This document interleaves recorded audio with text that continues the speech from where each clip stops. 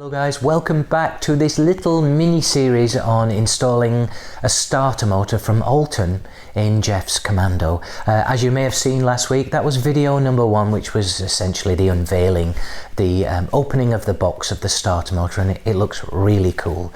This video is about Geoff basically walking around his bike and showing us a little bit about his bike and a couple of jobs that he did to prepare his bike for the installation of the starter. Video 3 is dismantling the bike, so that's taking the primary cover and everything else, the clutch assembly, the alternator, off his bike in order to install the starter. And then video number 4 is quite interesting. We actually hit a bit of a snag, and so that follows this process that we go through to see what the root cause of this problem, this fitment problem, was. And I won't spoil the surprise, but it works out very well in the end. It was a happy ending. Video 5, that's where we start reassembling the mechanical aspects of the starter motor. And then the finale is video number 6. That's when Geoff installs all the electrical components and we try and start the bike for the first time using the electric starter. I won't spoil the surprise, but needless to say, there was not a mushroom cloud over Portland, Oregon. So hope you will stay with it and enjoy this project, and I'll speak to you again soon. Okay, see ya.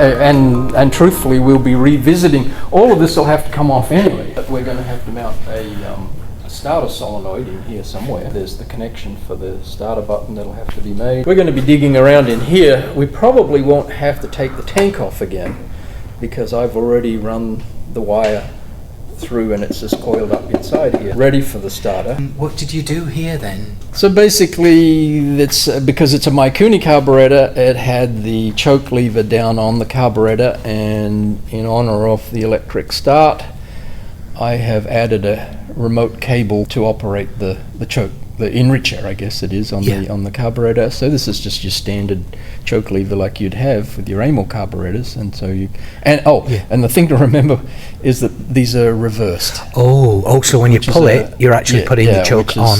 A bit of a trick for folk who aren't familiar with that, but that is enricher on. I see. And enricher off. If it was an Amel carburetor, of course, that would be choke on, and that would be choke off. On the Mikuni carb, it's like a conversion kit? Yeah, there's an adapter that you buy that allows you to hook a cable onto it instead of the lever. I see. With this arrangement versus the lever is pretty much on or off. It's got a detent on it, and it's on or off, so full enricher or no enricher. With this arrangement, you do have the ability to just have a little bit of enrichment. Of course, yes. And that sometimes that helps when the motor's cold to get it to run. But the nice thing about this is, of course, you can put that on, you can start it, it'll automatically have a rich mixture and a fast idle. It's a 1969, and it was originally an S. I mean, clearly it's not an S anymore. Not that there was a lot of difference. The S mainly related, I think, to the exhaust system. The S had the high pipes, which I think were on the other side.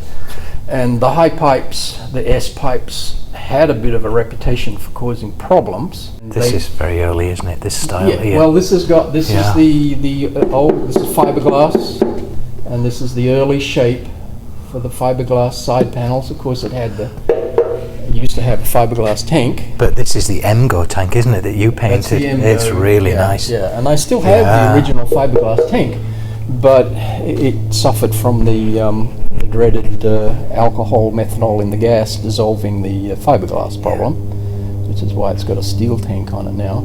This is not the right seat, and you can see that it doesn't fit that well. The original seat was more of a banana shape. Yeah. And I still have the original seat. It had a fiberglass. They got carried away with fiberglass. This was the fiberglass period, I guess. Yeah. And the original seat has a fiberglass seat pan, and it's suffered from age. I was so impressed by your paintwork though on that gas tank. Geoff. I mean, to say you did that with a rattle can, right? Yeah, Krylon yellow it is. Amazing. Yeah, it's beautiful. And I always like the twin leading shoe brake as well on these. They're so cool, those. Yeah, well, this is the original for the bike. I believe. Yeah, well, who knows, because the bike came in boxes of parts. Probably the original front wheel. It's pitted. Would be the original. Brake replaced these because they were badly pitted. I think that might be the sliders that came with it. Then you got the halo. It's got the halo, which would have been probably original to the bike. Again, it's got the original chrome, so it's suffered. And you added the indicators, obviously. Would not have had turn signals. No. The original bike did not have turn signals because it's no pretense of being an original bike, and it's a rider. I was wanting to put turn signals on just to make it easier and safer to run. But that probably is original. They're nice. And of course, these switches would not have been on this bike. These are off. I mean, they're the old Lucas switches, but these are off of a later model of Norton. They were. I had to put them on to get the function of the turn signals. The original bike had like little. It was more bare bones, wasn't it? Yeah. I still have the original switch thing. I think pretty much it had high beam, low beam, and a horn. It still has a light switch up in the middle of the headlamp bucket. But this is very different, isn't it? When you have this centre-mounted oil tank. Well, we'll pull all of this off so you'll get to see that. The centre-mounted oil tank was only for the early years, and then the oil. This panel here basically became the oil tank in the later years. What's this you've got here, Geoff? That's my oil pressure indicator. And it's sort of related to this. And I've been through a few iterations of dealing with wet sumping. So when I put that on, I also fitted an oil pressure sensor because I was nervous about the potential for damage. That's this micro switch here, is it? Well, this is a later improvement. What happened was I started out with one of the very popular automatic spring-loaded check valves in here that a lot of people use very happily. But I was always nervous about it, and sure enough, I had a couple of occasions when I started the motor and I did not get oil pressure. And luckily I had an oil pressure sensor.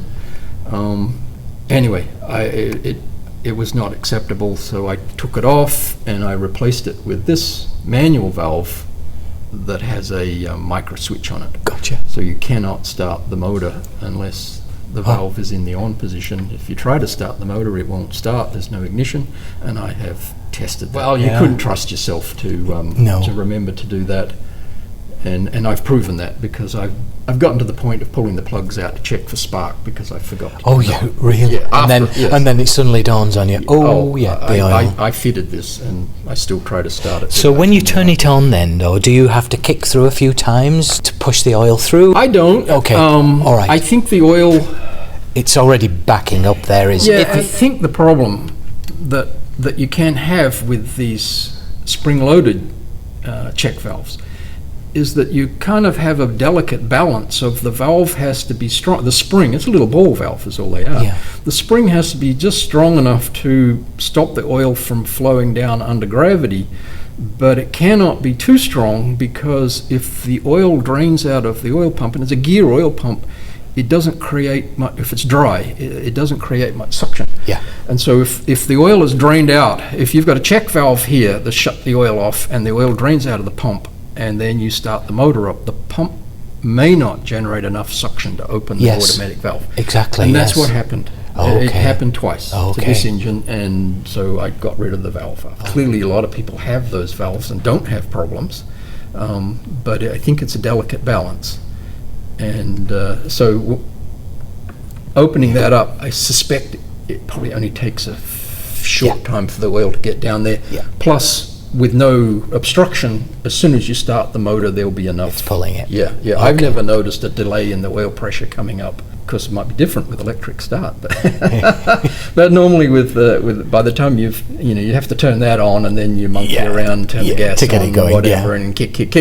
There's I think It's plenty flowing. of time for the oil to get down into the motor. Okay, so this is the other side of the rear sets, and this is just perfect. I'm really happy with the way. Yeah, that's nice, isn't it? It's been on there for years. It's sturdy. You've got like an adapter bracket here at the back. Yeah, it just bolts right Fits on. onto the There's Z-plates.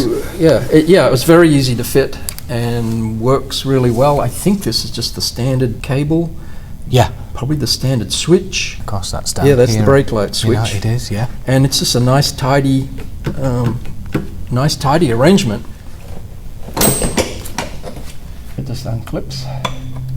Place for your paperwork there, and this is Pretty substantial. yeah, probably, truthfully, not very good quality early fiberglass. Normally your battery's on the other side under that other cover. But that's easier to get to this. And so the other thing that I did ahead of time was here you'll see a wire that goes to nothing, and I have run the wire up. It's plugged into, there's a bunch of connectors under the tank here. Yeah. Where see these cables here that come from the switchgear, one Yes. from each side, they all go down, there they are.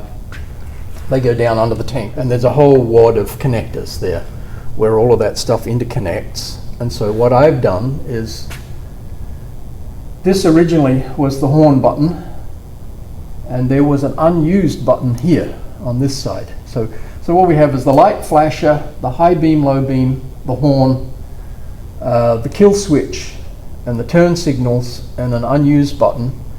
And I wanted to have the start button over here where it is on all my other bikes. So I've repurposed this button, and that's where this wire goes to. Oh, great. And the connections are under here. And so this is now going to be, hopefully, going to be the start button, and now the horn button's over here. And that should be a red button. I think you're right, that should be red because that's For the kill switch. Yeah, yeah.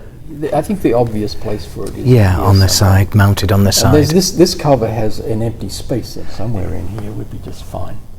Just drill into that battery and you'll be There fine. we go. We know somebody. Or into we this know oil somebody that would do that. A couple of self-tapping screws. Or JB weld. Do you know what? You can JB weld it right You just on there. stop when it hurts. Yeah. You know.